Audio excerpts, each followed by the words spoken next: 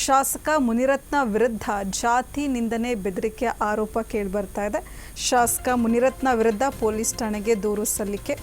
ದಲಿತ ಸಮುದಾಯದ ಮುಖಂಡರಿಂದ ದೂರು ಸಲ್ಲಿಕೆಯಾಗಿದೆ.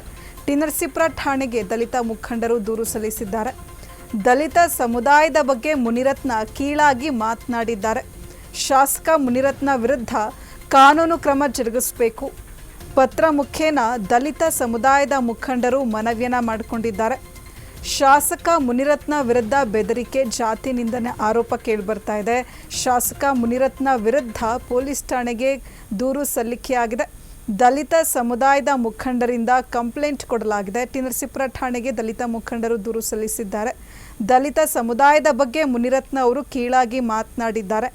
ಶಾಸಕ ಮುನಿರತ್ನ ವಿರುದ್ಧ ಕಾನೂನು ಕ್ರಮ ಜರುಗಿಸಬೇಕು. ಪತ್ರ ಮುಖೇನ ದಲಿತ ಸಮುದಾಯದ ಮುಖಂಡರು ಮನವಿಯನ್ನ ಮಾಡಿಕೊಂಡಿದ್ದಾರೆ.